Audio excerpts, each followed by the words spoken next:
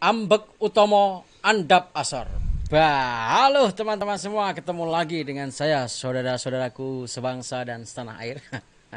Ketemu lagi dengan saya, Bung Anis Prabu Sajarwo, dalam program acara Soan kerjasama antara anisprabu.com dan Asmaralaya Art Production. Jangan lupa teman-teman, sebelumnya jangan lupa channel ini perlu di subscribe dulu ya, kemudian di like video-videonya, kemudian di komen-komen, lalu di share ke semua media, di WA di share, di Facebook di share, gitu ya teman-teman semua ya. Teman-teman juga boleh mengusulkan kepada kita, silahkan dikomeni, nanti kita akan sowan, usul lah siapa yang perlu kita sowani, seniman siapa, atau politikus siapa, atau pengusaha siapa, kita akan sowan ke sana.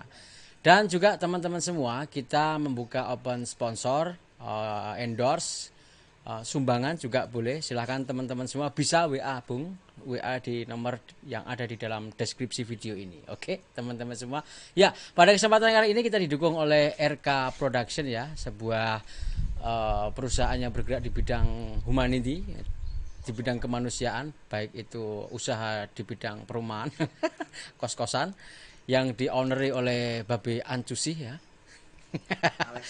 Terima kasih Bapak Alexander Ancu ya sudah mendukung program podcastan kita pada kesempatan kali ini. Oke, teman-teman semua, luar biasa. Kita juga Pak Produs? Tidak ada apa-apa ini. Oke, ini juga tidak ada apa-apa, maksudnya gimana? Ya, belum ada supporting. Oh ya, acara ini juga tidak disponsori oleh dinas-dinas yang lain. Oke ya teman-teman semua, luar biasa. Pada kesempatan kali ini kita agak jauh nih, kita sowan ke salah satu budayawan kita ya, salah satu orang yang teles di bidang budaya, di bidang seni, baik pertunjukan, baik film maupun seni tradisi, karena beliau juga satu penulis naskah, baik naskah teater modern, naskah tradisi, naskah film, dulu penulis rutin di TVRI, kemudian teatrawan di teater, dia menyutradarai, menulis naskah, juga sempat menjadi aktor sepertinya, tapi di awal-awal kiprahnya beliau ketika masa-masa dahulu. Oke teman-teman semua, siapakah dia? Ini rumahnya di daerah Klaten ya, Babe Ancu ya. Di mana ini rumahnya Om? Sukoharjo. Sukoharjo, tapi yang paling barat, berbatasan dengan Klaten. Wah, siapakah beliau? Beliau adalah Pak D Puntung CM Punjadi. Tepuk tangan. Wah ya. Pindah kamera Bung. Om Puntung sehat ya? Oh sehat. Oke, tos dulu. Yang paling penting adalah sehat. Sudah berapa bulan Om kita nggak ketemu ya? Ya Lama, selama corona ikilah. Iya, terakhir terakhir 5 itu, bulan lah sekitar terakhir itu. itu saya ketemu Om Puntung di Taman Budaya waktu pentasnya teater alam ya, Montserrat ya. Itu kaosnya masih dipakai. Bukan Montserrat itu. Apa itu? Itu yang pentas terakhir teater alam. Oedipus ya? Oedipus. Oedipus Rex ya. Oedipus Rex ya. Oedipus Sang Raja. Jadi gini Om Puntung, jadi terima kasih Om Puntung ya, kita sudah diterima sowan di sini ya. Saya lepas dulu deh. Sudah diterima sowan di sini jauh-jauh dari Jogja ke Sukoharjo. Makasih loh Om. Ya, kita hari ini kita akan lebih banyak ini Om, ini teman-teman saya dengan produser saya ini ada program sowan. Ya, produsernya teman kita sendiri Om, Asmaralaya. Itu kita punya program yang tujuannya itu untuk mendokumentasikan orang-orang atau tokoh-tokoh yang memiliki peran terhadap pembangunan kemanusiaan. Wah, baik di bidang budaya, di bidang kesehatan, di bidang pendidikan, memiliki sumbangsih, memiliki karya, dan itu merupakan sesuatu yang bagi kami penting, sehingga itu perlu kita dokumentasikan Om. Ceritanya gitu Om. Ya. Dan ini nanti kita awal-awal akan ngobrol soal proses kreatifnya dulu deh Om Puntung. Dahulu itu kenapa terjun di seni itu pada saat apa waktu itu? Pada saat apa, di masa apa, sejak SMA atau malah Om Puntung mungkin secara genealogi bapak atau ibunya Om Puntung itu juga terjun di kesenian sehingga Om Puntung sendiri memiliki darah seni, nah, istilahnya genealoginya. Nah, istilahnya gini sebentar. Istilahnya rada risi aku mau disebut budayawan tuh. Gitu. Kayaknya rada aneh gitu. Biasanya wong teatrawan ngono. Oke. Pekerja teater pekerja drama. Itu aja, jadi itu. Paling tidak begini. Jadi kebetulan bapak saya itu dulu itu pegawai BNI ya, tapi dia itu sekolah di Habiranda. Oh iya. Jadi dalang lulusan Habiranda. Dek bapak saya itu seneng wayang. Itu tiap pagi bangun tidur tuh sampai malam itu dek setelannya ya bangsa wayang itu. Berarti saya dibesarkan dengan suara bising wayang lah itu. Radio itu. Radio itu. Jadi bapak saya itu sangat amat gemar sekali wayang. Jadi saya hafal semua cerita wayang tanpa membaca buku, tapi karena mendengarkan wayang itu. Jadi terus entah nggak tahu kenapa setelah saya selepas SMA itu kok itu yang meracuni saya itu saya sering nonton di apa baca-baca di majalah di koran-koran itu foto-foto pementasan teater itu meracuni saya itu. Ketoknya artistik banget, indah gitu loh. Oke. Terus pengen berteater. Pilihan saya di Jogja itu ada 2 waktu itu. Oke. Bengkel teater atau teater alam gitu. Tapi akhirnya pilihan saya jatuh ke teater alam, ke tempat Bang Aswar AN itu. Sudah ada teater alam waktu itu ya? Udah ada. Jadi sekitar tahun 74-an lah itu. 74. Saya masuk belajar mulai di situ tahun 74 akhir lah itu. Mulai belajar teater alam. Total. Latihan hampir tiap hari, kalau dulu itu hampir tiap sore lah itu latihan teater di teater alam. Terus di teater alam itu saya dapat tugas atau jatah dari Bang Aswar AN itu, pimpinannya itu, bahwa saya itu kudu memperbanyak naskah. Zaman dulu itu belum ada yang namanya fotokopi itu. Mau pentas atau nggak mau pentas, saya itu tugasnya ngetik naskah, memperbanyak naskah. Yang mau dipakai latihan reading misalnya gitu. Naskahnya orang ya? Naskah orang, naskah. Bang Aswar kan saya tahu saya tidak nulis naskah. Jadi dia naskah-naskah orang, dia beli naskah di Bank Naskah Jakarta misalnya. Terus saya suruh memperbanyak untuk latihan macam itu. Ketik ulang. Belum ada fotokopi zaman itu, tahun 74-an itu belum ada yang belum lazim orang fotokopi itu, belum ada. Jadi saya ketik pakai mesin ketik gede, mesin ketiknya mesin ketik kecamatan itu gede. Rangkap 12 misalnya gitu. Diketik. Mulai itu, tapi itu ternyata positif tuh kan ya. Saya bisa membedakan di situ dari ini Hamlet misalnya, Hamlet William Shakespeare, sama-sama William Shakespeare, tapi terjemahannya Rendra sama terjemahannya Trisno Sumarjo misalnya gitu. Dibaca sama-sama enaknya, tapi kalau dipanggungkan, dipakai latihan itu beda. Beda sekali. Jadi kalau terjemahannya Rendra itu sudah panggung. Menurut saya bahasanya udah bahasa panggung. Kalau Trisno Sumarjo itu masih sastra. Jadi di situ saya belajar banyak tentang dari tukang ketik naskah itu saya jadi mempelajari benar soal naskah. Ya, barangkali itu yang kemudian mempengaruhi Om Puntung, karena ketika ngetik itu juga pasti membayangkan adegan, pasti membayangkan tema-temanya atau itu barangkali juga mempengaruhi Om Puntung di kemudian hari menjadi penulis naskah mungkin loh ya. Ya, juga penyutradaraan. Jadi gini, waktu itu saya juga disuruh Bang Aswar untuk memimpin harian teater alam itu, anggotanya sekitar 25-an berapa itu. Habis saya ketik itu biasanya sore kita belajar reading naskah itu. Di situ ada perbedaannya. Ini bahasa sastra, ini bahasa panggung, itu akan terasa sekali pada waktu itu. Jadi kalau siang saya ngetik, sorenya sampai malam itu latihan reading sama teman-teman teater alam itu. Di situ mulai terasa, oh beda naskah sastra atau naskah panggung itu bedanya di situ gitu. Terus ya mulai dari situ saya kadang-kadang mulai rada pikirannya rada aneh. Ada naskah yang terjemahannya kira-kira bahasanya sastra banget atau baku banget, tapi kurang panggung gitu, tak rubah sithik misalnya gitu. Mulai tak ngetiknya saya rubah. Repotnya kalau yang naskah asli sama yang naskah yang udah saya ketik kadang-kadang beda, jadi reading kadang-kadang jadi kacau karena itu. Itu. Waktu di teater alam tuh Om Puntung sempat bermain juga ya, menjadi aktor. Oh iya. Saya pernah jadi. Masih ingat naskah yang pertama kali dimainkan Om Puntung sebagai apa, atau memerankan karakter apa? Masih ingat gak? Macbeth, saya jadi Macduff. Macduff itu yang membunuh Macbeth. Oh iya. Macduff. Terus naskah Kebebasan Abadi saya jadi sersan. Kebebasan Abadi CMNAS ya. CMNAS saya jadi sersan. Terus ada Jebakan Maut H.K. Munro kalau nggak salah. Iya, H.K. Munro. Saya peran utamanya jadi pangerannya.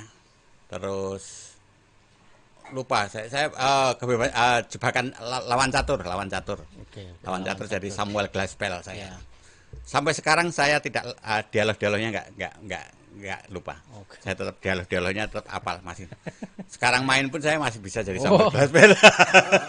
Om Babe Ancu ini kode loh, ini harus memproduksi ini. Ya, itu naskah serius, naskah yang mungkin sekarang anunya nggak tepat timingnya untuk dituntaskan itu. Berapa tahun Om berarti neng teater alam itu? Teater alam itu 74 sampai sekitar 79.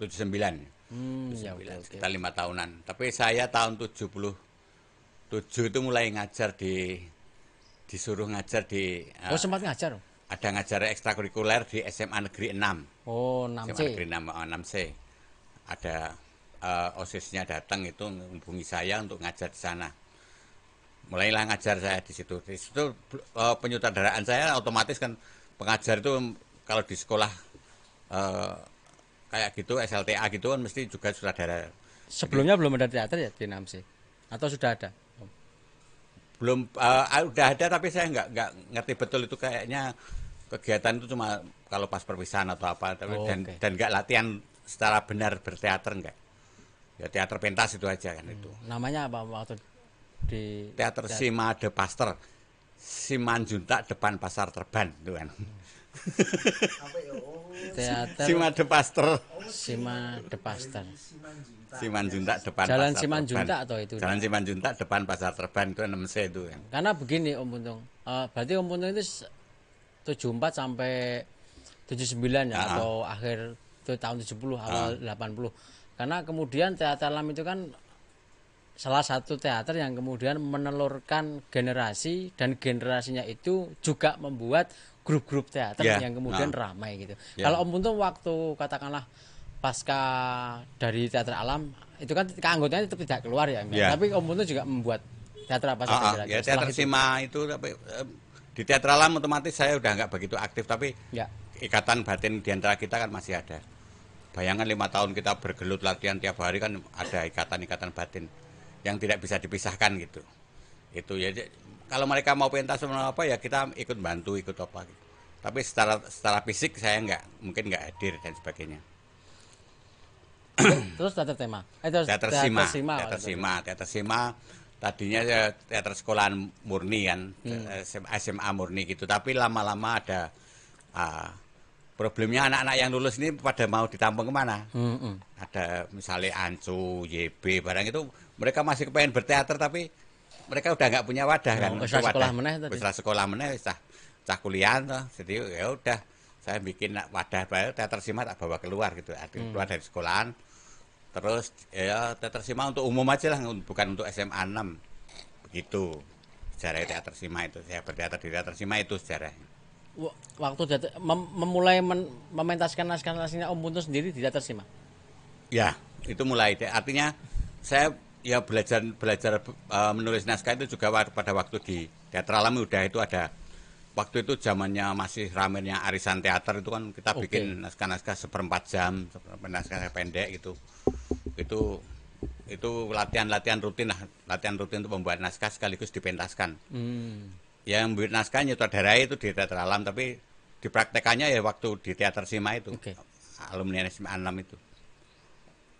Berarti Begitu. ya oke. Mulailah pertama yang bikin yang sekrup itu. Sekrup itu sebetulnya Sima. teater Sima itu bikin sekrup itu.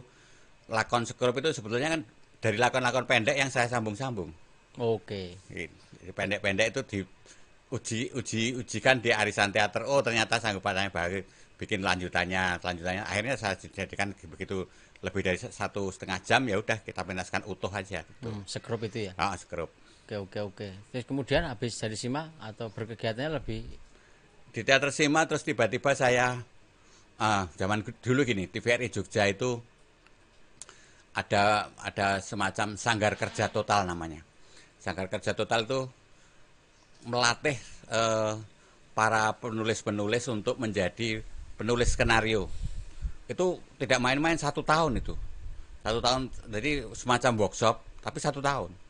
3 bulan pertama itu, dan gurunya hebat-hebat itu ada Srosani, ada Umar Khayyam, ada Tatik Maliati, ada Wahyu Siombing, ada apa tadi Om namanya? Sanggar Kerja Total. yang mengelola TVRI membuat Jogja. TVRI Jogja pada waktu itu Pak Izadi, Izadi SK. Jadi dari mulai naskah sampai akhirnya jadi sinetron siap tayang itu, jadi total proses setahun workshop itu. Anggotanya yang ikut di sana diantaranya almarhum Nur WA, almarhum Heru Samurti. Yang saya ingat yang paling muda itu, paling kecil itu Giri, Wahyono Giri itu paling kecil. Lainnya kayaknya semua dan itu diikuti oleh seniman-seniman bukan cuma Jogja, itu Jawa Tengah kayaknya itu ada Bambang Watoyo SP si Bambang Kentote yang teater bahasa Jawa Solo itu. Ya. Nah, itu. Apa? Bukan teater Solo itu teater apa? Ceprek ya. Bukan teater itu yang bikin yang bikin naskah yang dipentaskan wingi kuwi Bahasa Jawa itu ya. Bahasa Jawa itu. Jorgi itu kemarin. Yang jadi kemarin itu Leng. Oke. Bangsa. Bangsa itu judul. Itu ikut juga Bambang Widaya SP almarhum. Jadi saya kenal baik sama mereka. Itu yang opera-opera Bang Adi, aku masih ingat Azadi Siregar. Bang Azadi Siregar. Itu saya nggak mau ikut aja, diparani nang omah, diparani. Kamu harus ikut. Itu penting untuk kamu itu penting itu. Akhirnya saya ikutlah di situ. Gurunya di samping itu tokoh-tokoh dari Jakarta, tokoh-tokoh film semua dari Jakarta. 3 bulan itu khusus untuk pemaparan para guru-guru itu. 3 bulan selanjutnya kita bekerja membuat naskah, bikin kelompok-kelompok. Terus ditentukan naskah yang mau dipilih itu, yang menentukan juga TVRI Pusat. Ada 2 naskah, yang satu naskahnya Heru Samurti, judulnya Kucing Pak Selotiban, saya masih ingat. Sutradaranya Dedi Setiadi. Terus naskah saya, kebetulan yang terpilih itu, naskah saya judulnya Gandes, yang garap Agus Wijoyono.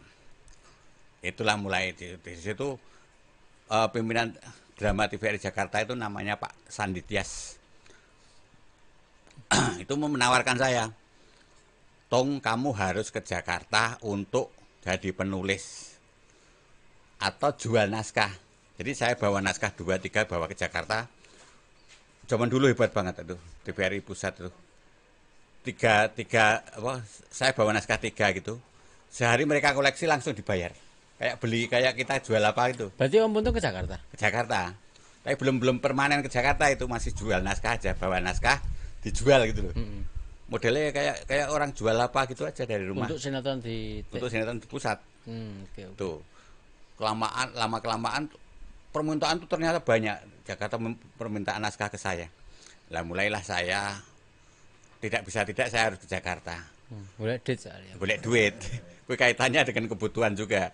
Jadi pada waktu itu ya saya harus merelakan satu hal yang paling membuat saya agak berat waktu itu, ya meninggalkan teater Simat. Oke. Meninggalkan teater Sima itu. Saya tak ngombe sih. Nah, boleh. Oke, jadi begitu ya teman-teman semua ya. Itu sekilas proses kreatifnya dari Om Puntung sendiri. Ini kita belum berbicara soal bagaimana belajar kepada pribadi dan perseorangan. Itu baru teater alam, teater Sima, kemudian dari TVRI Jogja, sampailah kemudian Om Puntung ke Jakarta. Tadi menjadi penulis di TVRI. Itu mingguan ya Om waktu di sana itu ya? Atau gimana? Enggak, mulai setelah jual naskah yang eceran itu tadi, artinya 1-2 naskah itu. Mulai kontrak berarti? Nah, itu kan akhirnya permintaan untuk membuat naskah itu baik, hampir semua sutradara di TVRI Pusat itu kan minta saya. Juga pada waktu itu booming sinetron hebat banget itu. Hampir tiap departemen tuh bikin sinetron untuk penyuluhan. Tiap departemen bikin naskah, tiap Pemda itu bikin naskah. Jadi dari misalnya saya dimintain tolong misalnya di Pemda Makassar misalnya Pemda, tiap Pemda itu kayaknya bikin skenario, bikin sinetron. Karena TVRI TV negara atau TV jadi, negara kemudian daerah-daerah tuh pesan programnya dari sana kan gitu ke TVRI pusat. Itu jadi itu keuntungan saya di situ. Jadi saya jadi betah dan duitnya agak banyak itu ya karena itu. Artinya permintaan naskah itu tidak pernah berhenti. Saya tidak pernah berhenti. Dan itu melatih saya untuk membuat naskah itu sekilat. Saya tidak bohong dan tidak sombong bahwa saya pernah bikin naskah itu dari jam 9 malam sampai subuh itu udah jadi satu misalnya gitu. Itu sangat produktif banget waktu itu. Sambil ngerokok. Tahun ya. berapa Om? Saya ngerokok sih. Oke, tahun sekitar tahun 80-an berarti. Itu honornya berapa ya waktu itu ya? Ini kayak saya Om.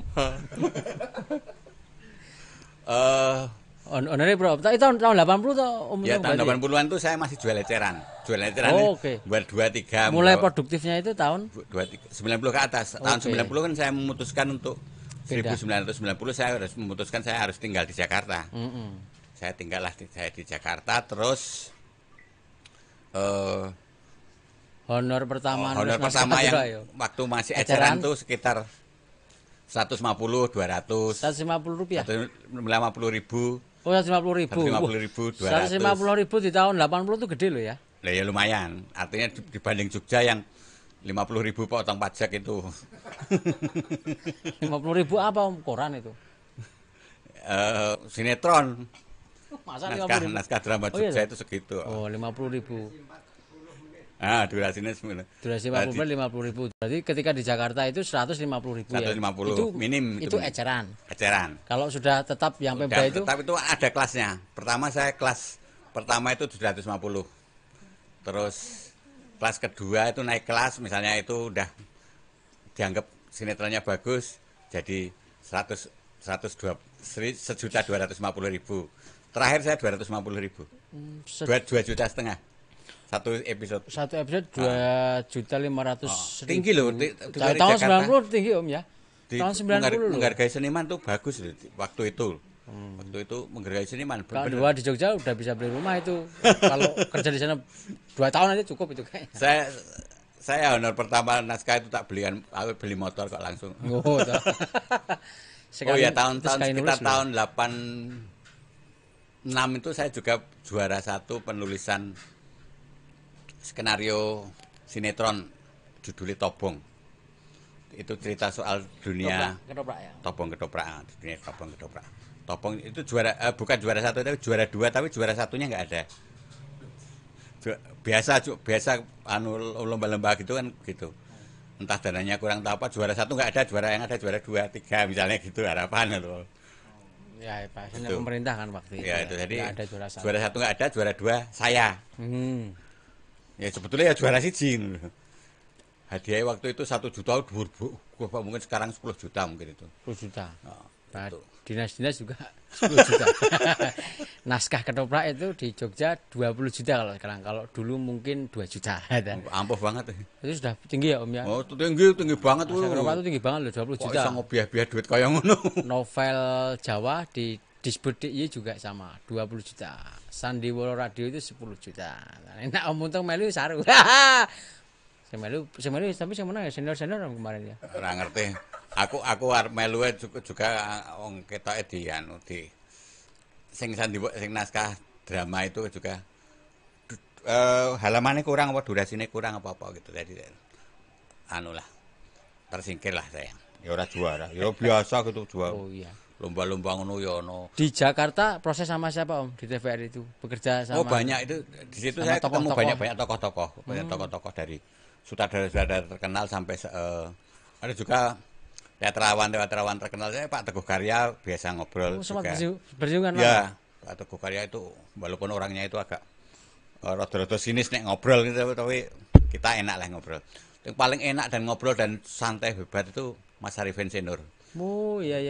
Ya Pak Putu ini salah satu orang yang juga bersinggungan langsung cukup lama dengan Arifin Cenur loh. Oh iya. Kita. Jadi saya pernah dipanggil khusus sama Pak Mas Arifin tuh. Saya nggak tahu ternyata dia itu begitu saya ketemu tuh. Saya dipanggil di rumahnya saya masih ingat.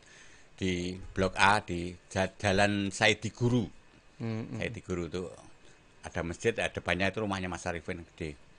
Dia punya perpustakaan pribadi itu yang tidak semua orang bisa masuk ke situ. Hanya orang-orang teater, penulis apa yang bisa boleh di perpustakaan pribadinya tiduran di situ juga boleh. Gitu. Saya diundang khusus jam 9 pagi sampai jam 9 malam belum boleh pulang tuh. Ngapain itu Om? Ngobrol macam-macam. Ternyata saya setengah percaya setengah tidak. Dia dia itu mengikuti saya lama katanya. Kamu pentas apa saja termasuk naskah-naskah aku aja aku tahu kok di Jogja. Dia padahal waktu itu saya nggak pernah izin misalnya pentas naskah dia gitu kan. Izin enggak? Nggak pernah izin juga. Okay. Dia tahu kalau kamu pernah mentaskan yang kisah cinta dan lain-lain misalnya gitu. Terus habis itu membahas sinetron. Dia ini ternyata ngikutin saya soal saya nulis sinetron itu dia ternyata mengikuti. Kenapa saya tahu itu? Karena dia datanya komplit. Kamu pernah nulis ini kan? Itu yang main ini misalnya. Dia hafal itu.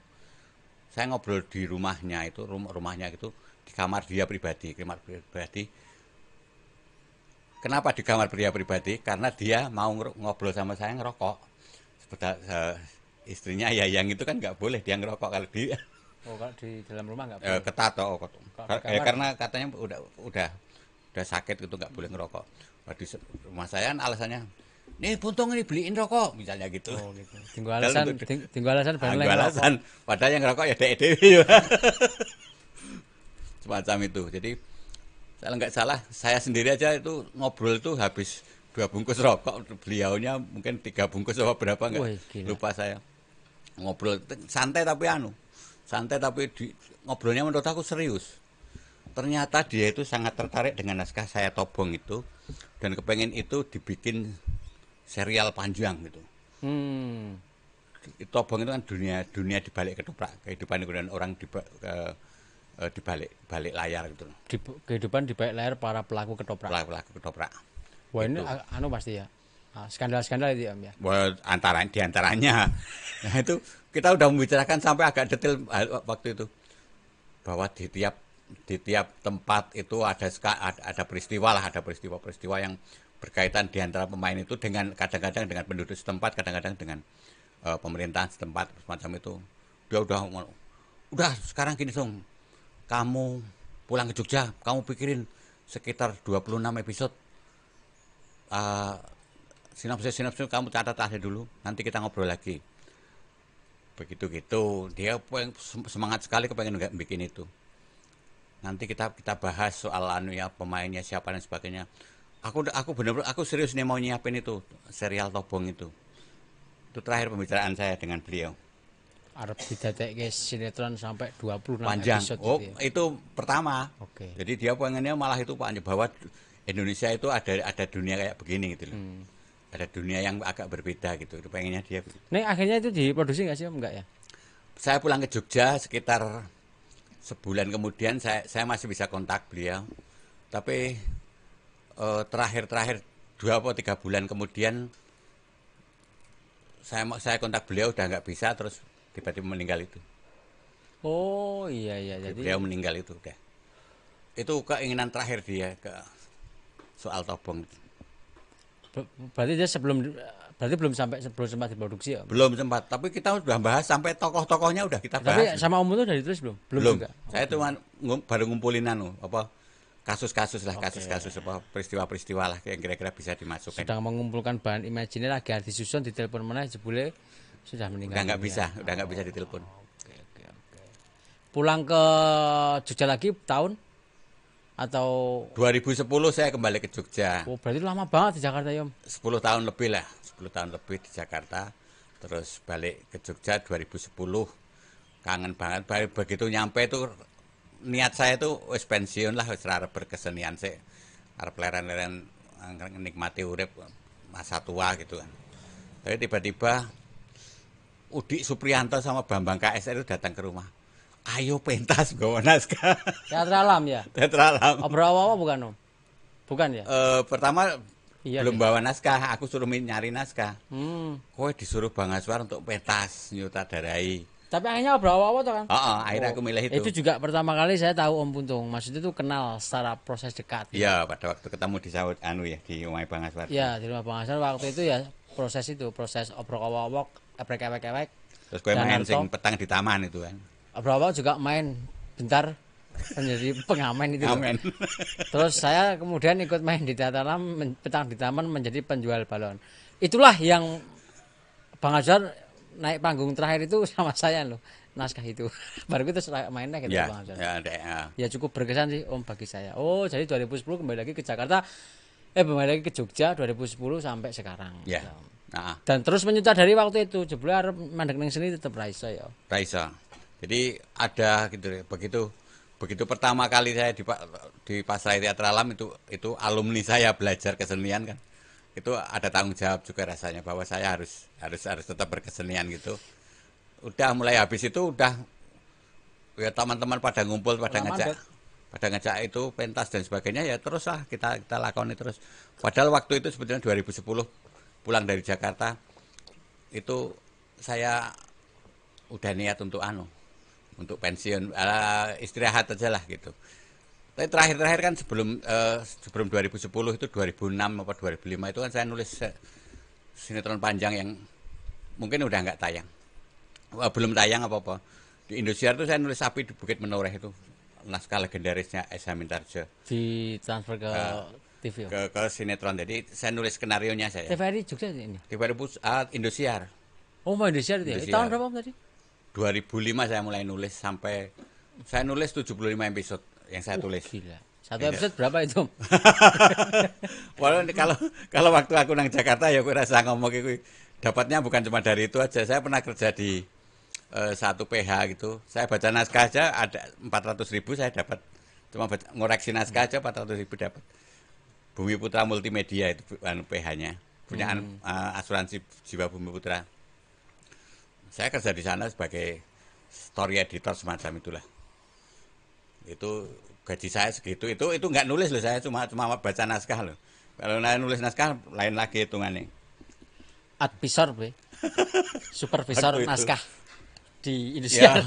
Ya pada waktu itu karena kerjaan saya capek juga, akhirnya saya pernah juga tiba-tiba pingsan kolab karena tekanan darah saya rendah. Karena aku kan melek bengi ya Om. Ya siang malam itu. Kalau malam ya nungguin syuting, kalau malam habis itu ngetik pagi-pagi udah ada yang datang nagih naskah. Saya pernah ngetik itu serial tuh ditungguin sama sutradara syuting itu pernah. Itu apa? Di Bumi Putra Multimedia itu ada studio. Saya ngetik naskah gitu. Jadi satu halaman tuh Astrada udah nungguin. Satu halaman dibawa langsung reading, bawah langsung syuting. Bawah langsung itu pernah ditungguin kayak gitu. Di studio alamnya Indonesia bukan Indonesia. Di Bumi Putra Multimedia itu di Depok itu dia punya hotel tapi ada di samping hotel itu ada studio televisi gitu. Jadi pernah di situ. Saya collab itu di situ. Saya tiba-tiba pingsan karena darah rendah itu di situ. Untung hotel itu punya klinik, semacam klinik gitu. Jadi saya dirawat klinik. Keputusan dokternya harus istirahat total. Minimal 3 bulan. Saya bilang, tidak bisa dok. Saya istirahat itu ada 100 orang lebih itu di atas itu nggak kerja. Mereka nungguin saya soalnya. Itu, saya pernah ngalami kasus itu. Rodo heroik ini. Ya akhirnya ya oke dok, saya leren yang bula leren. Saya minta doping aja itu waktu itu. Didoping aja dok. Tapi pelan-pelan saya mulai ngurangi. Oke. Om beralih Om kepada proses kreatif penulisan naskah deh kayak. Ya. Saya nggak tahu ya kalau membaca naskahnya Om Puntung itu agak sedikit mengarah kepada perjuangan ya tema-temanya tema-tema sosial lah. Ya. Banyak kan begitu. Apa namanya nyanyian kardus, sekrup, kemudian ya rumah sakit itu, gas rumah sakit yang paling baru sepertinya itu. Bukan itu milik Denarto ya. Dan beberapa naskah atau itu beberapa naskah itu lebih mengarah ke kritik sosial ya, kaum marginal lah, kaum yang tidak pernah istilahnya tersuarakan gitu loh. Kalau dulu kan naskah-naskah drama kita kan era-era awal teater muncul di Indonesia kan mungkin Yunanian gitu. Terus kemudian Arifin Jero juga sedikit banyak atau bahkan naskah-naskahnya juga mengangkat tentang kritik sosial. Menulisnya Om Puntung tuh apa sih Om? Dasarnya atau inspirasinya atau proses kreatifnya kenapa menulis mayornya ke sana? Gini saya itu pengagumnya Arifin Senior sebetulnya. Saya pengagum naskah-naskah dramanya Arifin Senior. Pada waktu dia nulis soal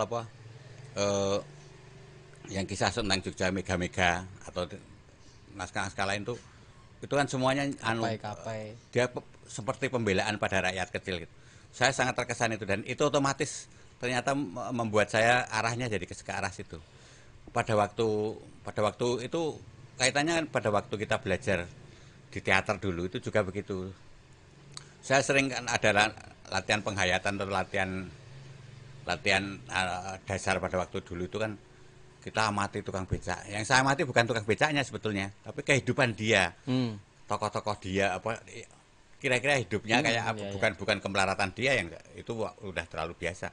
Tapi misalnya ada kasus apa yang agak besar, misalnya menimpa tukang becak ini semacam itu. Jadi dan karena itu ada keperpihakan saya pada mereka sebetulnya itu. Jadi misalnya naskah saya yang nyanyian kardus itu kan kebetulan masa kecil saya kan di daerah Tukangan, Kretek Kewek, Jembatan Kewek itu. Seberang sungai itu isinya cuma kaum gelandangan, apa gubuk-gubuk gelandangan di situ. Kalau saya pas main ke sungai itu kan kadang-kadang saya bergaul dengan mereka, saya ngobrol. Tahu kehidupannya ya. Tahu kehidupannya, tahu problem-problemnya. Dan menurut saya menarik. Bukan karena kemiskinannya yang menarik, tapi karena mereka itu ada problem. Mereka itu ada problem yang sebetulnya juga kita juga ngadapin juga, tapi cuma beda cara menyikapinya aja.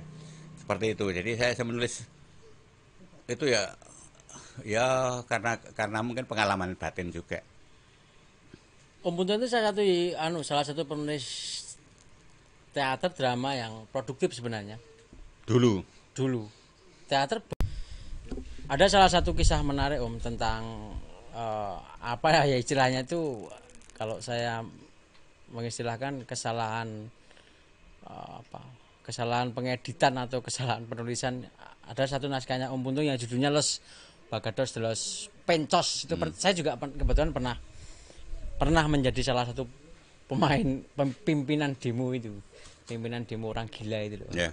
Ketika itu sutradara saya juga bilang, ini naskah ini nggak ada penulisnya. Atau saya cross check di bank naskah, itu ternyata naskahnya W.S. Rendra waktu itu. Terus ketika saya ketemu Om Puntung bilang itu ternyata naskahnya Om Puntung. Bener ya, naskahnya Om Puntung ya? Bener, itu naskah saya. Jadi naskah itu pertama kali saya tulis itu justru di majalah Semangat. Zaman dulu redakturnya Mas Suwarno Pragolomati almarhum itu. Okay. Majalah Semangat itu majalah Katolik Gereja Bintaran kalau nggak salah itu. Yang di situ saya nulis. Itu dipentaskan di beberapa tempat di Jawa, di Indonesia Timur tuh banyak banget itu naskah itu. Jadi saya juga heran kenapa tiba-tiba ada yang ngunggah itu di bank naskah internet bahwa naskah itu karyanya Rendra. Itu saya juga kaget. Kaget juga. Ini kok tiba-tiba jadi Rendra. Memang sama Mas Warno itu tokoh-tokohnya itu diganti. Ya? Namanya misalnya saya orang gila 1, orang gila 2, sama Mas Warno itu diganti misalnya Rendra, Aswar, Murtri, ada Dedet Terburat, Linus, MH, barang itu ada. Jadi itu Mas Warno yang ngerubah naskah nama-namanya itu. Tapi kenapa karyanya jadi karya Rendra itu anehnya di situ. Di pentaskan pertama? Di pentaskan pertama saya pentaskan di teater Rewer-Rewer punya teater anak-anaknya Giri waktu itu. Oke. Ini sekaligus sebagai konfirmasi loh teman-teman semua bahwa naskah Los Bagados de los Pencos itu adalah naskahnya saya. Puntung CM Penjadi. Bukan naskahnya W.S. Rendra, Bung. Itu jadi ya itu kesalahan pengunggahan di bank naskah waktu itu. Yang kasihan malah Rendranya. Bahwa Rendra kok nulis naskah kayak begitu misalnya, jadi repot. Itu kata Om itu saya mah Rendra. Nulis naskah kok ngono kuwi jarene. Tapi naskah itu menarik sih. Begitu ya teman-teman, saya sebagai klarifikasi ya. Ya. Sudah pernah diterbitkan di majalah Semangat. Tahunnya lupa saya. Ya tahun 90-an. Sekitar sebelum. Oh, 90. Sebelumnya Mas Warno masih aktif di majalah, di redaktor. Dia ada di redaktor majalah Semangat. Kita lacak kapan-kapan ya. Bentuknya tetap juga naskah drama atau naskah drama, bentuk naskah drama. Itu majalah Semangat itu tiap 2 kali terpenerbitan itu selalu ada naskah drama. Bukan cuma puisi atau esai atau sastra apa, enggak, tapi ada naskah dramanya. Sekarang enggak ada media yang menyediakan naskah drama sebagai bagian dari itu. Oh, waktu ewer-ewer itu Los Bagados dipentaskan di mana? Di kampung. Oh, di kampung. Itu teater anak-anak kampung kok. pernah dipentaskan. Banyak.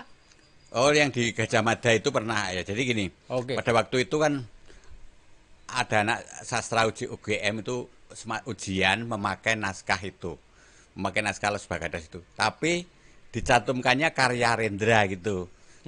Saya dengar terus saya protes ke dosennya waktu itu Bu Cahyaningrum Dewajati kalau nggak salah itu. Saya sempat ngomong, Bu itu naskah saya bukan naskahnya Rendra. Ternyata mereka alasannya kan itu ngambil di internet gitu, internet. Ya anak-anak itu meminta maaf ke saya, anak yang pada ujian itu saya, mereka nggak salah lah itu. Yang salah ya internetnya itu. Jadi masalah dengan anak UGM itu clear lah, nggak masalah lagi. Ya. Jadi pernah dipentaskan di UGM tapi masih menggunakan nama Rendra. Iya. Ya karena nyomot dari internet, ada Iya, klarifikasi iya. dari pihak UGM ke Om Buntung ya, ada klarifikasi ya. Ya. Jadi teman-teman semua bagi yang ingin mementaskan naskah itu mulai sekarang udah bener ya.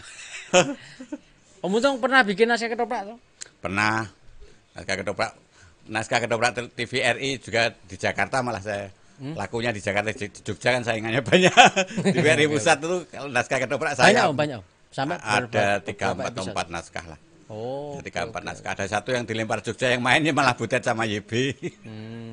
Pernah ada. Dan ternyata penulis naskah ketoprak juga ya di Ya. TVRI pusat waktu itu ya. Bahasa Jawa. Bahasa Jawa dong. Masa Bahasa Indonesia ada, bahasa Jawa juga ada. Kan kayak itu. Itu kan pusat tuh kadang-kadang kan ngasih naskah ke daerah itu dilempar diproduksi daerah misalnya gitu ada. Naskahnya harganya harga pusat tapi gitu. harganya di daerah. Oh. Tadi konten-konten lokal. Nah, Tapi yang produksi TVRI DPR pusat. pusat, jadi dananya juga gede. Semacam itu. Kalau sekarang dananya gimana Pak Asbi yang Nah, terlibat di sekarang kan TVRI? TVRI itu induknya kemana? Dulu kan DPN itu jelas, Departemen penerangan. Penerangan. Nah sekarang kan Pemda kalau nggak salah ya. Nggak tahu ya. ngerti saya. itu. Kapan-kapan kita podcastan lah. Pemda kalau nggak dengan salah. TVRI. Jadi Sekarang statusnya badan sendiri kayaknya ya. TVRI ya. Oke gitu.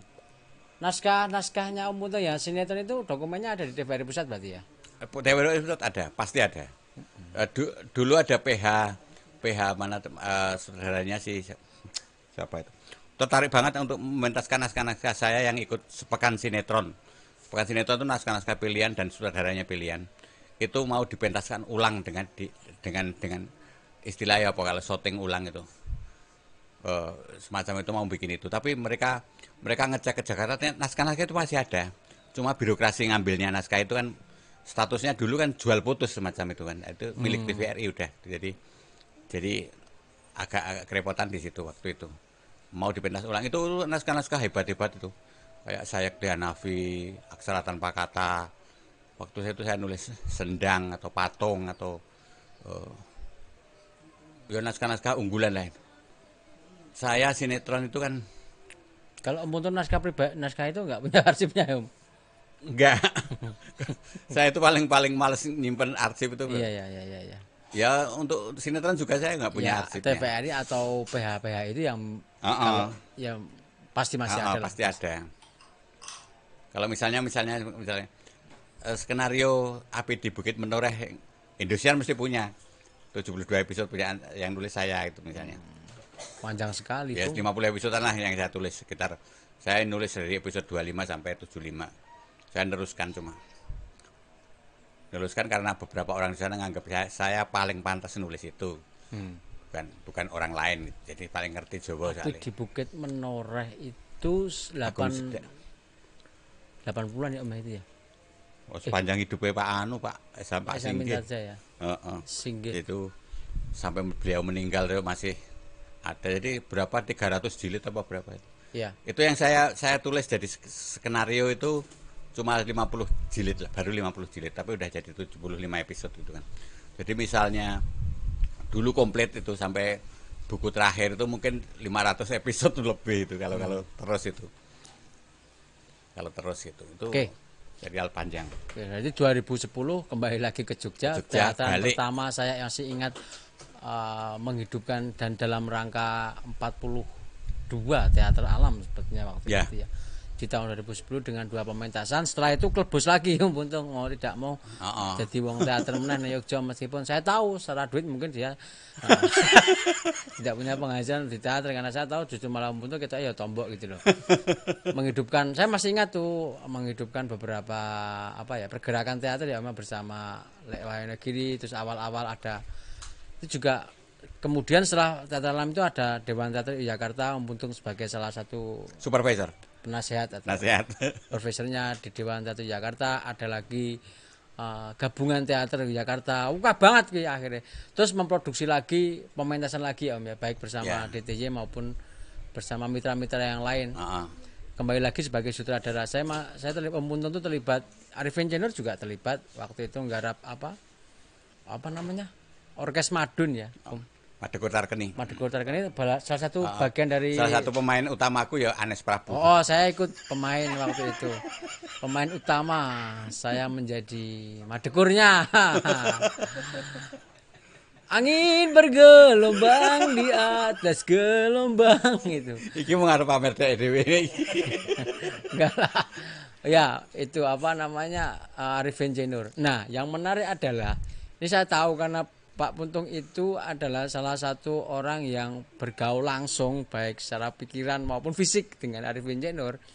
Jadi nek nggarap pementasan iki kaya ngerti pikirannya Arifin gitu.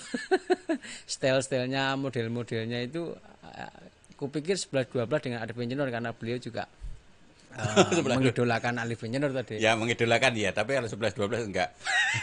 Salah aku berarti.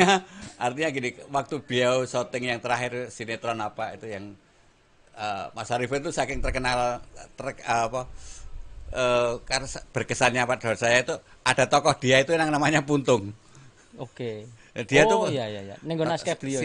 Sinetron beliau yang terakhir serial apa dulu saya lupa. Itu ada tokoh namanya Puntung.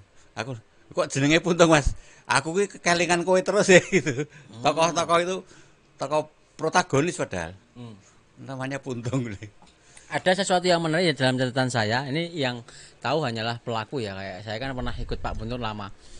Salah satu garapan Pak Puntung yang menurut saya cukup menarik dan salah satu yang menjadi pembeda dengan garapan yang tidak saya temui di beberapa teater, termasuk institusi yang fokus di teater. Itu garapannya Om Puntung tuh terkenal dengan istilah karikatural. Jadi misalnya Obrok-Owo, Ebrek-Ewek itu penggarapannya karikatural, bukan realis. Gabungan antara semi realis, surrealis, ada kartunnya gitu loh. Misalnya adegan-adegannya itu melaku tapi melaku diam, bergerak karikatural begitu. Terus yang jalan itu pohon-pohonnya gitu loh. Itu kan kartun banget toh. Dan itu mungkin karena saya juga kurang referensi atau bagaimana, itu menurut saya sih ya, itu ya jarang banget orang yang membuat model garapan teater dengan style kartun. Bahkan waktu saya tanya di masa proses itu, aku ndelok gerak-gerak kartun gitu, lekon sinau diokai kon gerak kartun. Ya. Jadi gini, itu pengaruhnya saya kenal Mas Arifin, mungkin juga ya, saya pengagumi Arifin Senior. Saya melihat pementasan dia sebetulnya sebagian ada yang kayak gitu-gitu garapannya, dan itu aku tangkap bahwa itu sesuatu yang beda dengan pementasan-pementasan yang lain. Itu karikatural itu kan, saya pernah Bang Aswar itu pernah nonton pementasan saya itu. Tong ini tragedi kok tok garap tiba-tiba kok jadi komedi nih ya tragedi gitu loh. Jadi saya kepengen itu orang tertawa tapi sakit apa atine sing sakit tuh hatinya. Tapi orang nonton itu tetap tertawa. Walaupun itu misalnya kalau saya terakhir misalnya yang kayak Madegor Tarkeni apa terus apa itu sebetulnya kan banyak komedinya, tapi kalau dirasakan tuh sakit sebetulnya, karena kisah itu kan sakit. Kisah soal Tarkeni yang kena sipilis dan sebagainya itu kan misalnya begitu. Atau misalnya kisah yang punyaan Rian Tierno yang biasanya komedi banget. Itu saya bikin terakhir itu juga sadis, bahwa tokoh utamanya kita mati kan. Si Bencong yang namanya siapa itu? Opera Kecoa itu yang Opera Kecoa itu orang itu teriris juga itu, walaupun yang mati itu bencong misalnya. Saya kepengen gitu pertunjukan itu sakit. Komedik, lucu, tragis komedis.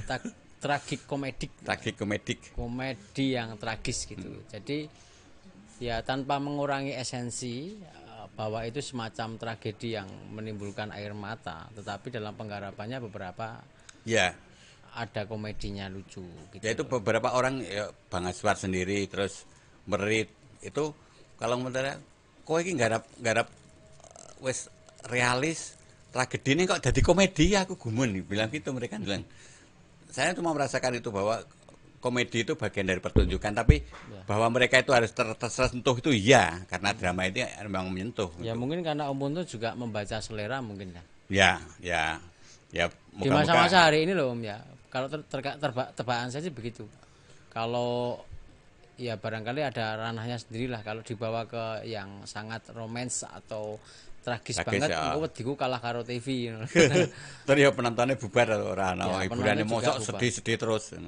Jadi telenovela apa drakor ngono. Jadi ada drakor kalau sekarang ya.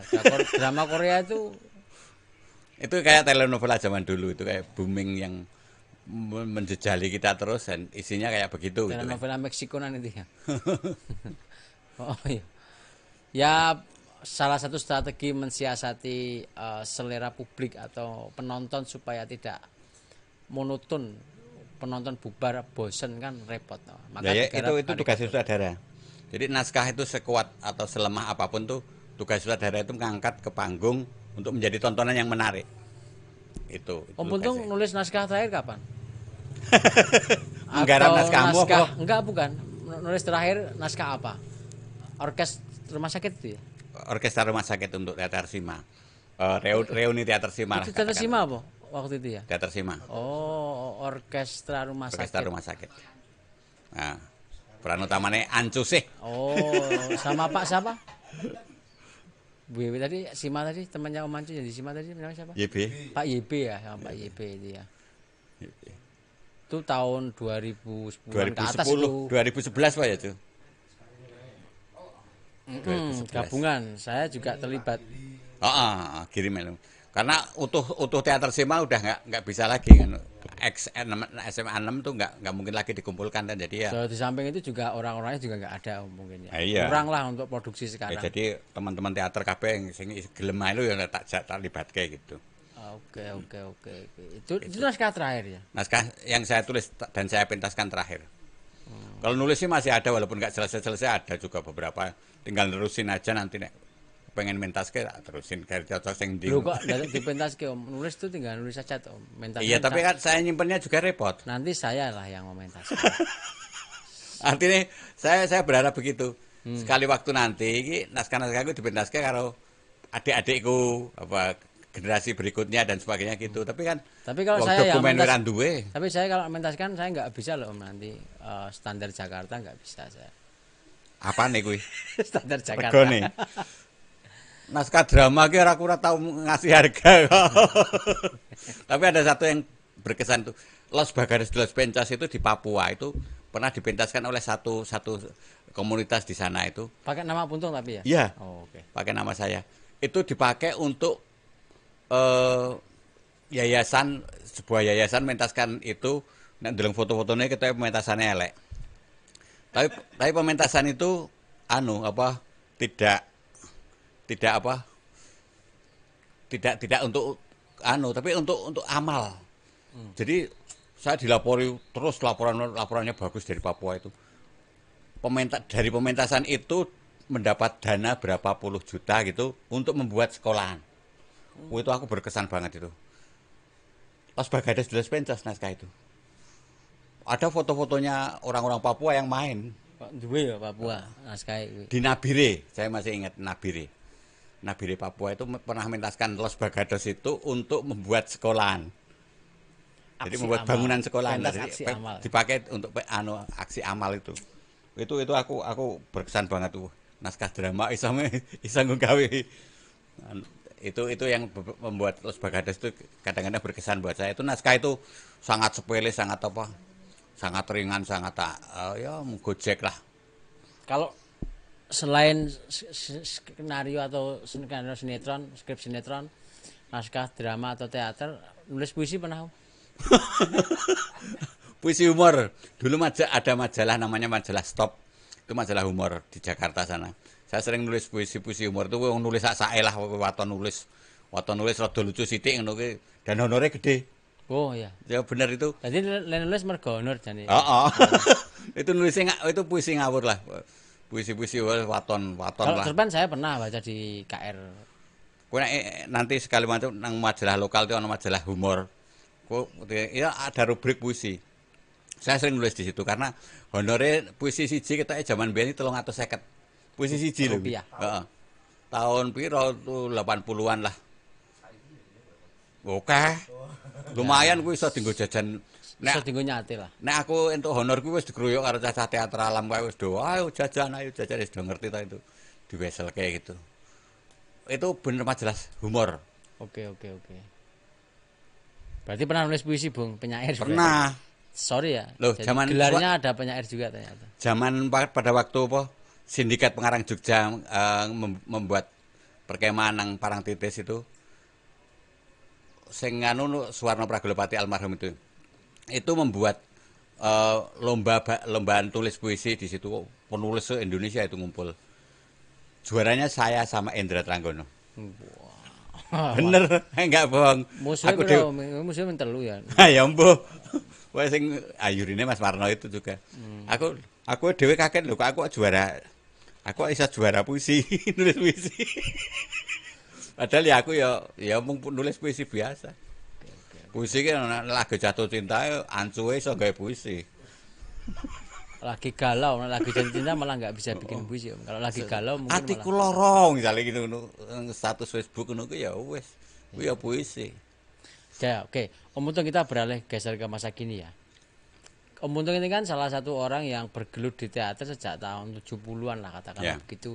Kemudian sampai sekarang di era katakanlah kembali ke Jogja era 2010-an angkatan baru gitu. Tentu Om Untung mengalami beberapa perbedaan. Nah, barangkali ini adalah salah satu kalau banyak sih sesepuh-sesepuh teater yang bilang wah, generasi teater hari ini sudah berubah atau beda zamannya, tidak seperti masa sekarang. Katakanlah soal bagaimana getih dalam dunia seni pertunjukan teater itu sendiri itu lebih getih wong biyen bangane saiki ya. Saya pengen tahu dari pendapat Om Untung karena saya tahu Om Untung juga bersinggungan dengan generasi teater hari ini. Beliau secara juri beliau juga pernah terlibat ya Om ya, juri-juri festival, juri-juri teater. Terus kemudian secara penggarapan di tahun 2010 ke atas sampai sekarang, sampai kemarin sebelum corona, Om Untung juga bersinggungan dengan teman-teman muda bersama Dewan Teater di Jakarta, bersama regenerasi teater hari ini. Artinya beliau juga katakanlah ngopeni cah nom sampai sekarang gitu.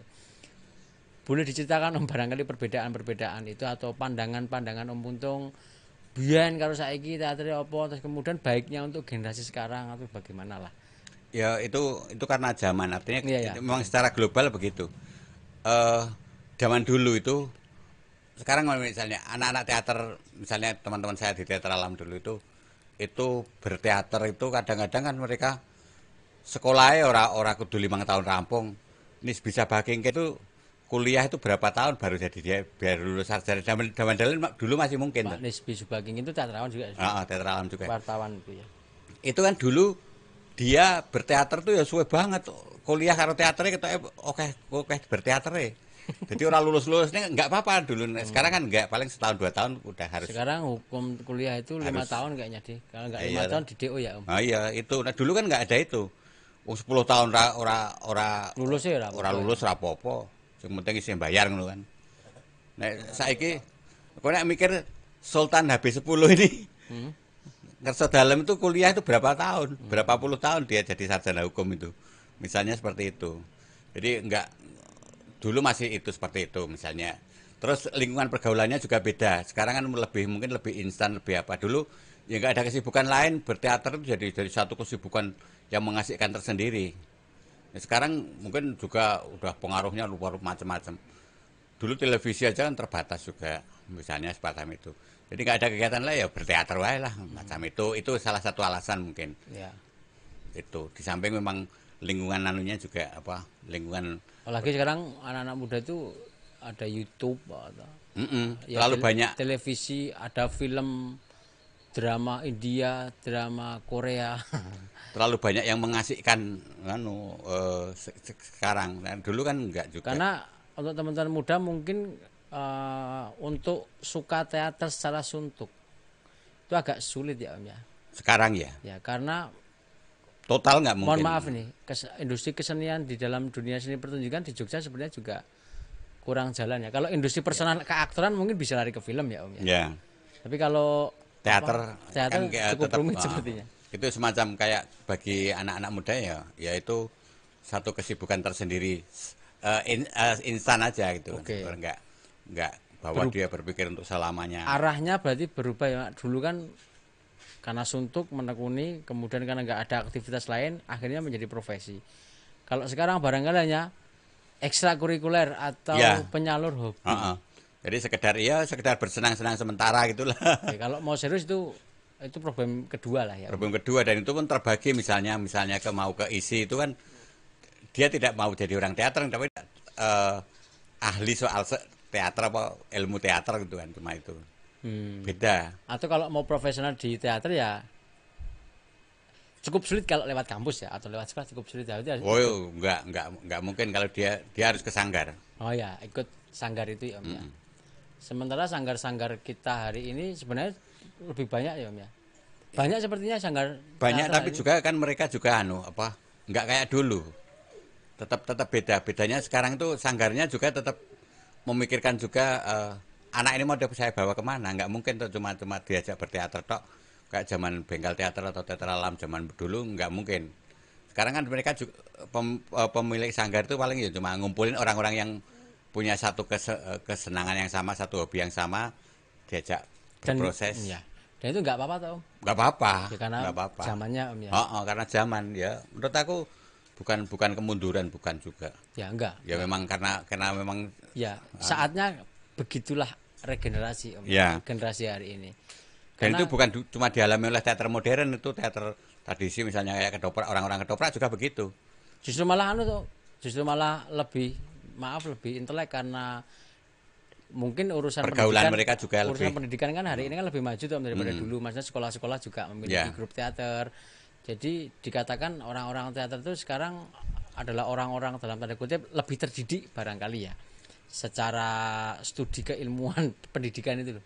Kan hari ini kan kalau kita membicarakan soal keaktoran atau teater, itu pasti nanti larinya akan dulu kamu SMA mana atau Ya. kampus mana, teater mana, pasti lewat sanggar-sanggar di sekolah atau di kampus. Kuliahmu nang di. Nah, jarang gitu loh yang lahir dari komunitas independen, itu jarang. Kayak aku takon karo Aswi mau, kowe iki wis sarjana urung lho misalnya gitu itu. Jebule wis S2. S2 Belum S2. belum S2, ya dianggap S2 ning tukang lampu ngono to. Ya kira-kira begitu ya. Heeh. Arep takon apa nek? Kalau festival-festival teater dulu dengan sekarang deh. Oh, beda, semangatnya beda. Artinya semangat lebih apa ya menurut saya, festival tapi profesional gitu. Artinya sekolah itu serius menggarap pihak sekolahnya juga serius. Mereka mesti memanggil pelatih atau guru teater yang mereka anggap bagus.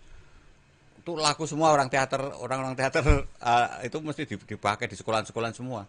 Karena mereka, saya tidak tahu pengaruhnya dengan sekarang ya, tapi semangat itu tinggi sekali, semangat berteater. Bayangkan itu sekota Jogja aja misalnya itu 72 peserta. Gila. 72 peserta. Itu nggak ada lagi. Yang Iya. sampai 72 nggak ada. Kalau ini saya cerita ya Om. Kalau yang di lapis pelajar itu adanya itu ada forum-forum atau event, misalnya FLS2N itu, Festival Lomba Seni Siswa Nasional yang seleksinya dari kabupaten kemudian Ya, denger aku. ke provinsi dan ke nasional. Terus kalau festival yang diselenggarakan dinas yang saya alami itu mulai tahun 2006 atau 2007, waktu itu ada festival teater Jogja kalau tidak salah, sampai tahun 2014 atau 2015 kemudian hilang, sempat vakum, diubah diminta dinas kebudayaan menjadi festival berbasis cerita kampung halaman yang regional per kecamatan, terus kemudian per kabupaten dan per provinsi. Kemudian Taman Budaya kemarin bikin lagi nama, tapi bukan festival. Parade Teater Lini Masa, Pak Produser. Parade Teater Lini Masa yang 3 episode juga. Setelah itu berhenti katanya. Belum ada terusannya. Kalau dulu musim panas itu apa? Saya tidak mengalami Kata waktu itu. musim panas itu Atau zamannya arisan teater itu ada semacam gerakan-gerakan yang dibuat waktu itu loh, yang itu mensinkronkan antar anggota, mensinkronkan antar kelompok atau sanggar teater ya. ya. Kalau arisan teater itu kan pentas-pentas pendek. Tahun berapa tadi itu? Tahun berapa aku nek ditakoni tahun ki lali. Jadi teater-teater pementasan teater pendek itu anggotanya grup teaternya itu 50 lebih lah itu grup teater. Kampung-kampung itu bikin teater nggak apa-apa. Jadi sekali waktu yang dapat jatah tuan rumah itu mentaskan sekitar waktunya mungkin 2 jam sampai 3 jam itu cuma seperempat jam gitu. Jadi pentasnya kabeh pentas gitu. Cuma urutannya aja nanti dikocok. Urutannya pentas nomor 1, nomor 2. Tapi itu anggotanya Asian Theater itu teater kampung halaman ya dia. Maksudnya teater dari kampung-kampung gitu ya. Ya tapi teater sing yang serius juga banyak. Teater alam misalnya, terus tempatnya ya Aryo almarhum itu pondok teater itu aktif di arisan teater itu. Jadi kita pentas itu ya ada rasa persaingan gitu. Jadi modelnya gini, misalnya yang nyuguh teater alam. Teater alam yang pentas di tempat itu. Enggak. Atau gimana? Nanti didaftar. Oke. Ada pendaftar. Mereka suruh daftar yang mau arep pentas. Sing arep pentas ada pendaftaran seminggu misalnya. Aku arep pentas misalnya judulnya iki seberapa jam gitu. Berapa jam pentasnya teater alam. Heeh. Tiap minggu atau tiap bulan gitu? Tiap bulan. Tiap bulan. Jadi misalnya saya punya kelompok teater, Pak Asri punya kelompok teater, Sapa punya kelompok teater, kumpul di tempat teater alam. Nanti ada pengisi pentasnya satu atau berapa? Bebas. 7, 6 sekitar itu. Gila. Seberapa Itu, jaman? Oke, seberapa jaman pentas gantian di tempat ini nanti pindah lagi ke tempat saya. Yang pentas siapa lagi? Gitu. Okay. Karena 7 dan 6 itu otomatis kan yang tadi main juga gantian nonton gitu kan. Iya. Dan itu deh, maksudnya itu nggak ada dananya ya? Nggak ada. Dananya ya pribadi dari komunitas masing-masing. Mulanya misalnya Novi teater dinasti sing melu Cak Nun sekarang itu kan inget banget dia itu dari kampung di Powinatan si Us barang itu kan nganggo becak, nilai becak terus nggawani alat-alat do melaku bareng-bareng nggo pentas nang kampung di gitu. Sampai sekarang mereka itu terkesan mereka bahwa nggo pentasnya ndak kayak ngono rame-rame gitu loh. Nggak ada sokongan dana dari pemerintah. Nggak ada. Di awal-awal pernah ada sokongan itu tapi akhirnya jadi pecah itu karena waktu zaman Karsa artis safari itu kan. Apa Pak? Artis safari itu kan underbogolkan lah semacam itu. Dianggap itu kita Bang Aswar waktu itu sebetulnya Bang Aswar itu dapat dana mungkin setiap grup bukan setiap grup tapi tuan rumah itu dapat 25.000 apa berapa zaman dulu. Jadi tuan rumah dapat paling enggak nyuguhi gawe teh barang itu loh. Itu. Lah itu sponsornya sekon dilalek artis safari. Jakarta artis safari itu. Artis safari itu punya Golkar. Nah itu jadi masalah kan tadi. Jadi malah sempat bubar. Berjalan berapa tahun Om? Ingat nggak ingat ya? Atau Babe Anju arisan teater itu? Malah terus diteruskan dengan nama HTY. HTY apa? Himpunan Teater Jogja. Sebenarnya juga arisan teater. Oke. Namanya ganti-ganti. Ya setelah arisan teater ada dana justru dari Golkar itu. Terus ada perombakan bubarke terus ganti anyar meneh namanya HTY Himpunan Teater Yogyakarta arisan seperti itu terus ganti lagi KBAT Keluarga Besar Arisan Teater apa gitu ganti-ganti. Oke nanti kita kita lacak lagi ya Pak karena barangkali itu yang hilang hari ini ya kira-kira dihidupkan lagi bisa nih Pak Produser. Artinya pernah ada dugaan semacam bahwa ada campur tangan politik itu dan itu ternyata membuat itu menarik loh Om. Karena ada satu yang paling penting kan tentunya silaturahmi. Oh iya silaturahminya itu yang penting. Jadi antar teman teater itu walaupun beda jauh jadi ketemunya di situ. Yang kedua jelas secara kekaryaan mereka akan kompetisi. Berarti kalau ada kompetisi secara komunal itu pasti ada persaingan. Ya. Waduh, kayak ini pentas HP ya Pak D kudu evaluasi. Lebih HP. Ya. Pak kudu luwih HP kan ada semacam budaya tanding di dalamnya. Ada semacam budaya tanding di dalamnya yang kemudian itu secara natural atau alami ya pasti akan meningkatkan kualitas dari komunitas itu sendiri kan begitu toh Om. Itu sebenarnya perlu dihidupin loh Pak Dinas. Pak Dinas, teman-teman teater. Ya. Kayak perlu dihidupin. Jadi festival-festival teater itu penting ya, sebagai event tahunan, tetapi harus membuat juga letupan-letupan kecil di dalam antar komunitas. Sebenarnya ada kabar menarik misalnya di mana di lingkup teater kampus hari ini tuh ada forum silaturahminya Om Buntung, namanya Om Tejo atau Omah Teater Jogja itu juga sama. Ada semacam pertemuan-pertemuan penting antar komunitas teater kampus se-daerah istimewa Yogyakarta yang mengadakan workshop bersama, pelatihan bersama, tetapi ya ini yang belum terjadi pentas yang bergantian di tempat apa? Di tempat salah satu komunitas teater dan digilir itu saya pikir Ya. Dulu di kampung tuh. ya, pendapat saya sebenarnya itu perlu kembali dihidupkan lagi. Barangkali untuk ditiketkan bisa loh bisa janjane. Ditiketkan ya sukarela lah untuk menggelurakan memulai industri seni barangkali, dan juga pasti akan menciptakan satu bintang tertentu, aktor yang dilahirkan dari banyak pertemuan itu pasti akan melahirkan aktor ya Om ya. Intensitasnya melahirkan aktor seperti yang disampaikan Pak Buntu tadi. Jadi lewat arisan teater itu kita bisa saling mengenal. Juniteni bocah kayak apa ya mainnya jebule ya. Itu menciptakan bintang. Kayaknya Pak Produs juga perlu bikin di wilayah Wirobrajan sebagai bagian dari strategi. Bisa juga tidak harus kampung, tapi mungkin sekolahan-sekolahan bisa misalnya. Sekolah ada Om. Oh, Tapi hanya forum silaturahmi. Masih sekedar forum silaturahmi. Nah, silaturahmi terus nganggo pentasan sebetulnya apa toh? Pentas ke 10 menit misalnya gitu kan. Oh, kalau di SMA itu ada komunitas ekstrakurikuler SMA, teater SMA itu ada. Mereka berhubungannya silih-silihan alat seperti teater kampus itu. Itu terus, arisan teater itu zaman dulu kan kita kan selalu nggak kita undang loh, itu bangsa MH Najib, Cak Nun gue, si Linus atau siapa itu gantian datang, itu mereka ya sering datang loh, itu keblusukan anak kampung nonton arisan teater, terus habis itu kan ada evaluasi semacam itu. Saya kok akan membuat sepertinya habis ini. Namanya sowan teater. Nanti teater A sowan ke sana, pentas di sana gitu loh. Ini saya berarti pikir itu tunggal, itu pentas tunggal. Enggak, Om. Ya tergantung, terserah.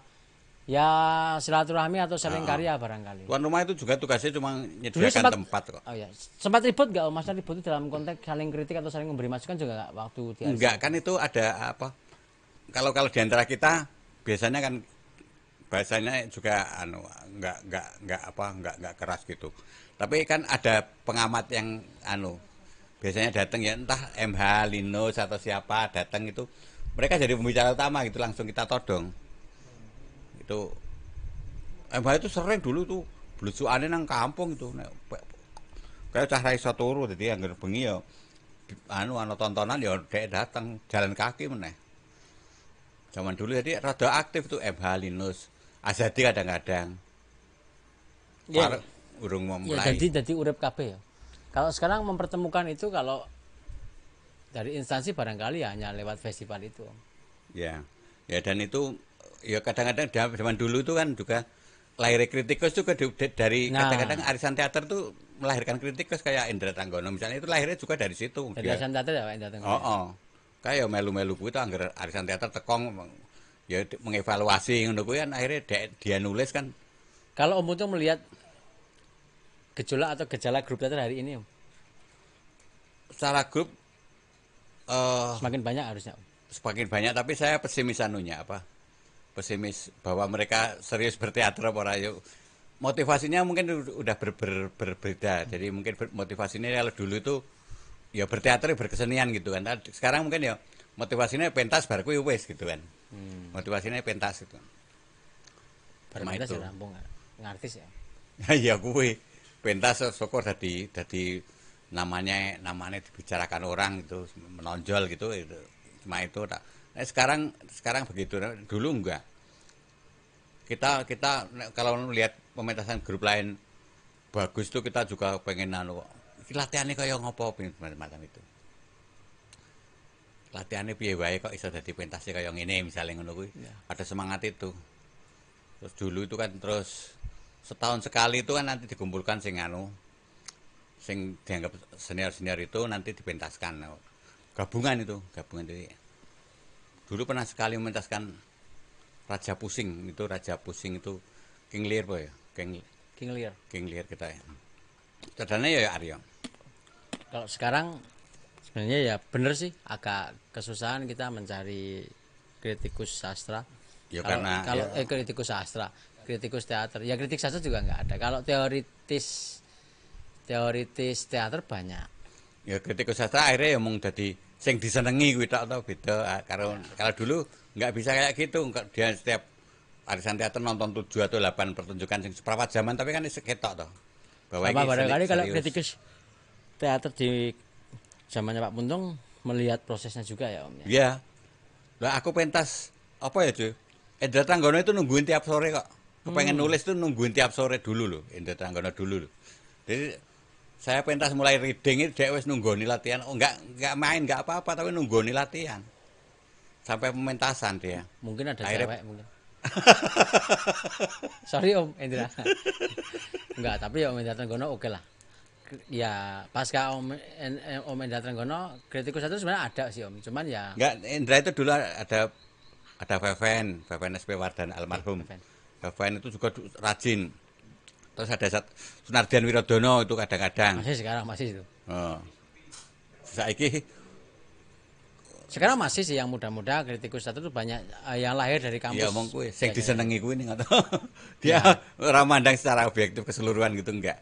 Sekarang lebih cenderung catatan proses kreatif tuh lebih banyak yang diciptakan oleh ah. grup. Tapi kalau untuk kritikus sendiri yang berani berkeliling ke kampung-kampung, berkeliling dan berkunjung ke teman-teman teater A, I, U, E, mungkin sedikit jarang. Kalau saya sih suka nonton teater sih, suka juga membuat resume pertunjukan buat saya sendiri.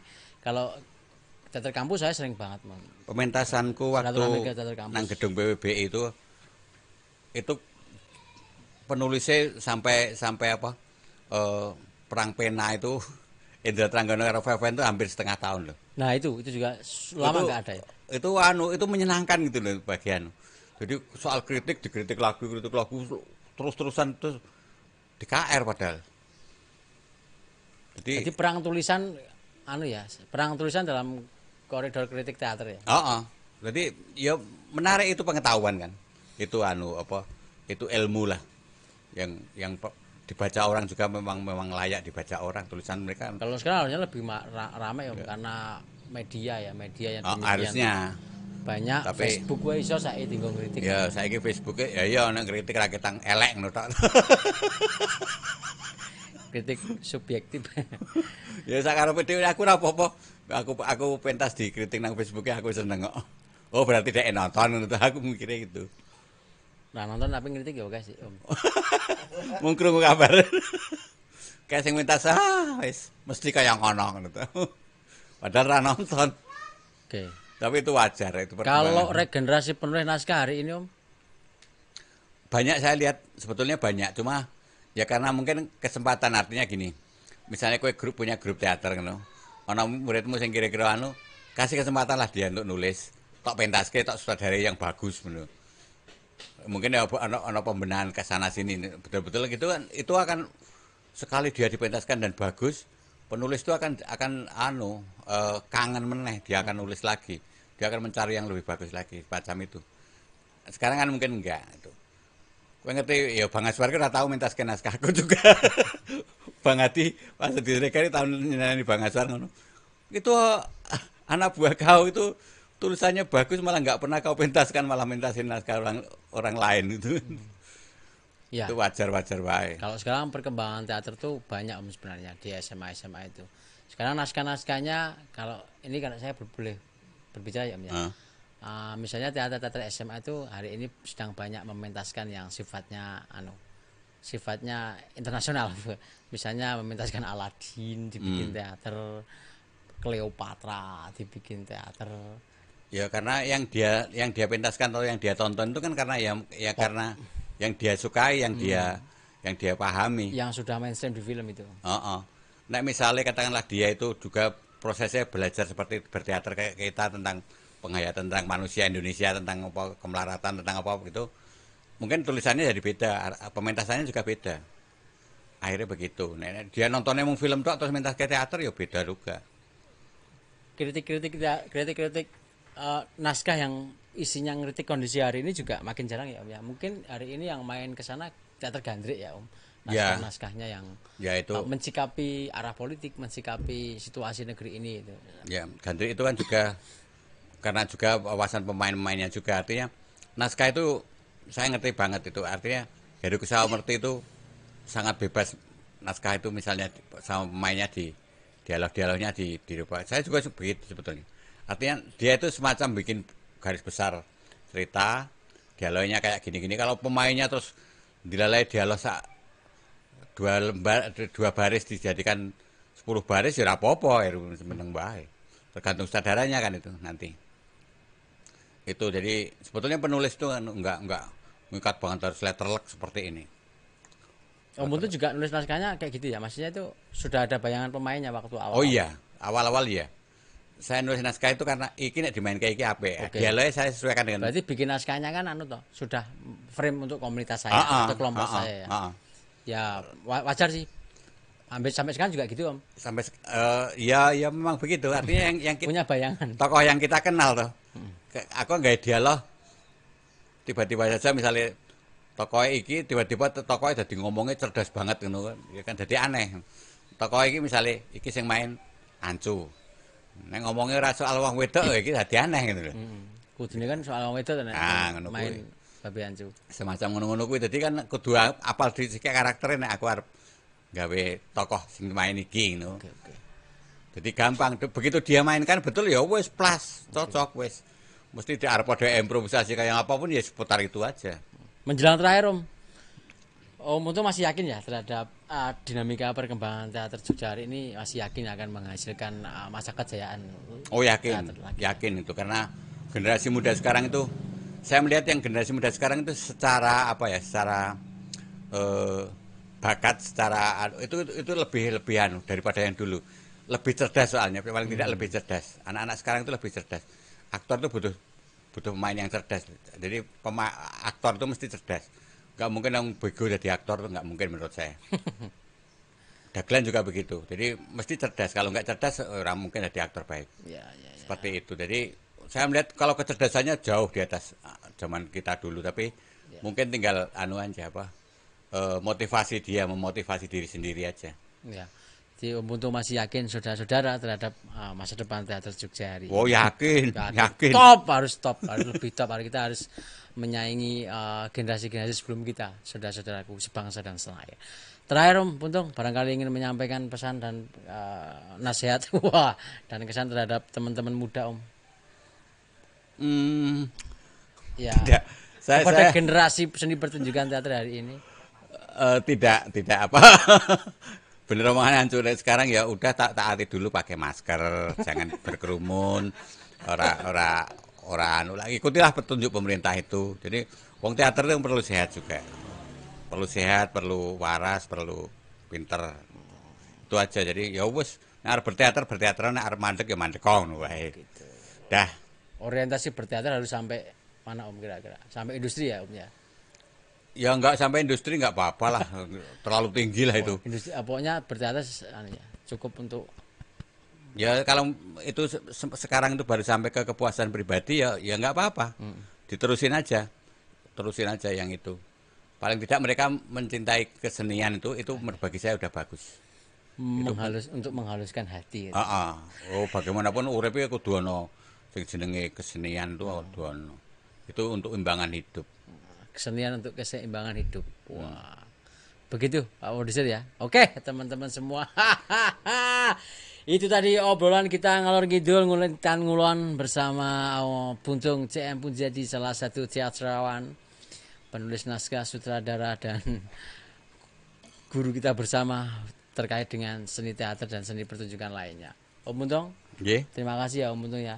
Kita sudah diperbolehkan sowan di sini dan ngobrol ngalor ngidul soal pengalaman dan proses kreatifnya Om Puntung, soal bagaimana perkembangan teater dulu dan sekarang, Matur nuwun Om Buntung, mudah-mudahan ini bisa untuk sangu dan dokumen teman-teman semua jika ingin belajar Alhamdulillah, amin. kepada teater kita, teman-teman. Om Buntung, terima kasih ya. Nggih, tos. Oke, teman-teman semua. Ini kalau dilanjutkan tidak akan selesai teman-teman semua lah. Dan rokok kuntek. Naik ngobrol sama Om Untung itu wah bisa sampai ngisa atau subuh barangkali ya. Masih kuat Om? Masih Kuat. bisa kelingan kowe waktu bengi-bengi nang Taman Budaya diusir gara-gara kewengen ning ngobrol. Aduh repot banget ya. Ya seharusnya teater hari ini lebih maju daripada sekarang. Fasilitas lebih banyak ya Om. Perlengkapan lebih komplit. Sekolah-sekolah sudah ada teaternya, kampus sudah ada teaternya, bahkan ada jurusan teater. Kita akan lebih maju lagi dalam bidang teater. Harus yakin ya teman-teman semua.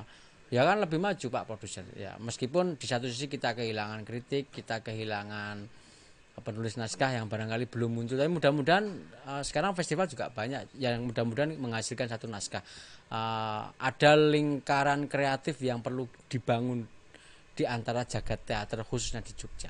Mudah-mudahan setelah ini kita semua banyak mendapatkan evaluasi dan jadikan pelajaran dari Pak Buntung ya, sehingga kita bisa membuat gerakan kekinian lah yang bisa katakanlah membuat semacam perubahan secara kualitas, perubahan secara kuantitas, penghidupan seni dan lain sebagainya. Mudah-mudahan setelah ini kita bisa membuat satu gerakan atau format tertentu untuk hidup di teater dan menghidupi teater dan hidup dari teater. Ngono lho Mas. Amin. Oke. Amin. Terima kasih sekali lagi Om Buntung. Yeah. Oke, teman-teman semua.